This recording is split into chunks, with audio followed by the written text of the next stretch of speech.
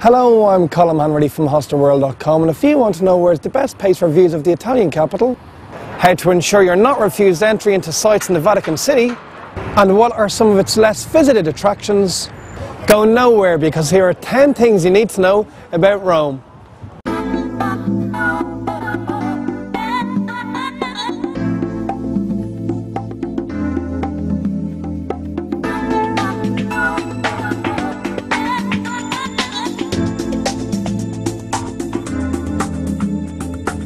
It's a bit of a cliche when it comes to so many places, but there really is nowhere else in the world like Rome. It seems there's something to take a picture of around every second corner. And because seeing everything it has to offer in one visit is next to impossible, you'll soon be planning your return journey to this city that's located on the River Tiber. Now, here is the first of those 10 things.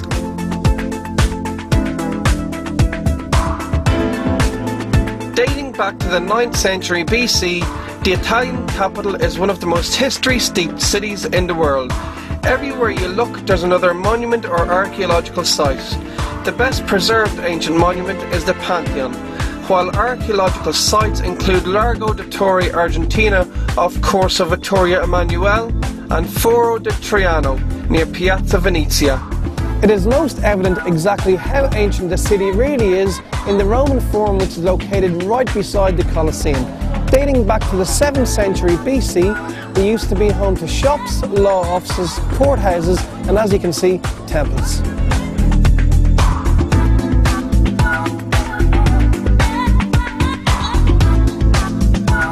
Rome is built on 7 ancient hills. These are Quirinal Hill, Palatine Hill, Esquiline Hill, Aventine Hill, Caelian Hill, Viminal Hill, and Capitoline Hill.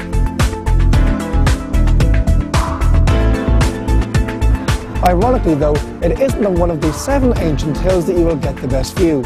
Instead you'll find us from Piazza Giuseppe Garibaldi on Janicolo Hill, which is west of the River Tiber.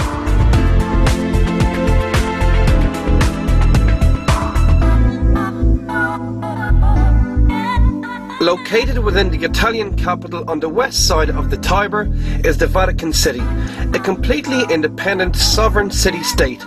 This walled state has its own pharmacy, telephone system, post office and more. When visiting St. Peter's Basilica and the Vatican Museum, make sure to dress appropriately. This means keeping both your shoulders and your knees covered. If neither of these are covered, you will be refused entry. Also, it's good to know that the Vatican Museum is closed every single Sunday, apart from the last Sunday of the month when it's free. So if you haven't planned your trip to the Italian capital just yet, keep that in mind. Rome is home to some of the world's most famous sites and landmarks. These include the Roman Colosseum, St. Peter's Basilica, the Vatican Museum, the Spanish Steps, and the aforementioned Roman Forum. Another of these attractions is the Trevi Fountain, and it is said if you throw a coin over your shoulder into the fountain while facing the other way, it will ensure your return to Rome.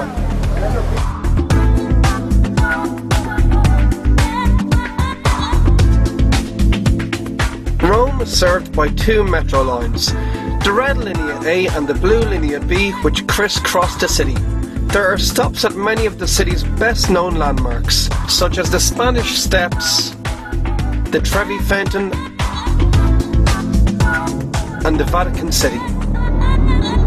By far the most convenient of all these metro stations is Colosseo on Linea B, which literally is on the doorstep of the Roman Colosseum.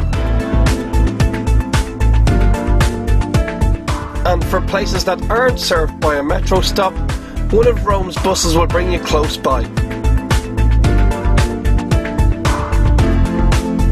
While you're naturally going to visit Rome's biggest and best known attractions, there are some lesser known ones you should try and visit also.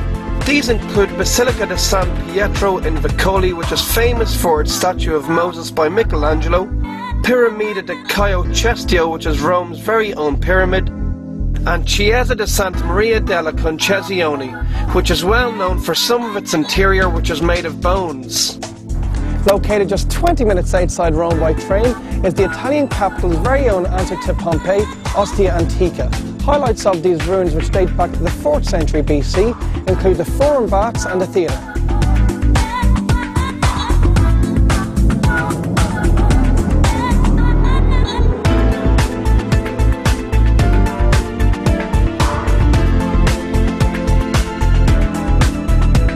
It seems everywhere you look in Rome there's another square or fountain to take a picture of.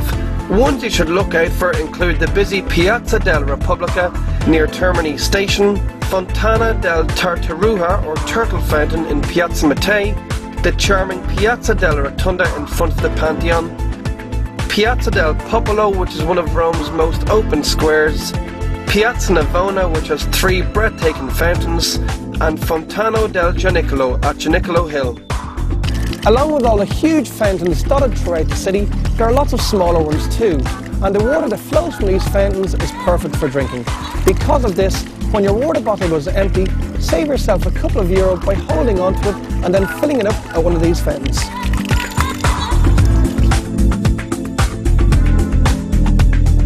As you'd expect in an Italian city, shopping is a very popular pastime. Via Nazionale is one of many streets with stores dotted along it, many of which are local. At the market on Via Cesare Balbo you can pick up anything from jeans to t-shirts, while at the other end of the scale, Via dei Condotti is where you'll find some of the world's most exclusive brands.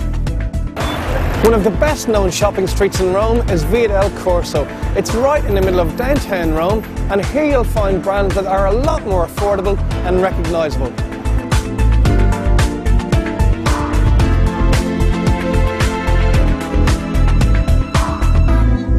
Many of Rome's restaurants are tourist traps where the food isn't that good. Because of this, when eating out, you need to know where to go. So here is our selection of some of the best places to go for food in Rome. A great place to go for a panini is Aristo Campo and Campo de Fiori, as here they're made fresh rather than being pre-made. For pizza, go to Formula Uno in the San Lorenzo district, and L'Insalata Rica in downtown Rome is renowned for their salads. Al Picchio beside the Trevi Fountain is one of the better choices in this extremely touristy area, and located on the east side of Termini Station and open since 1962, Trattoria dell'Uomo was a great family-run restaurant. When it comes to going out in Rome, there are certain areas that are better than others. San Lorenzo is the student district, and here you'll find bars like Dalu and Riva Gauche. Extremely popular is Trastevere, in particular around Piazza Santa Maria in Trastevere. Check out Bar San Calisto. Campo de Fiori is also well known for its nightlife. And in bars like the Drunken Chip and I Giganti della Notte, you're guaranteed a good night. Another of these areas is Testaccio, and the main strip here is Via del Monte Testaccio, and here it's just bar after club after bar after club. Check out Caruso and Lullaby. So that is our 10 things you need to know about Rome. Hopefully this will help you plan your trip to the Italian capital. For a fact sheet on everything that's in this video, log on to www.hostelworld.com/videos, and for the biggest and best selection of hostels in Rome on the internet, as well as free pocket guides and podcasts, stay in the same site.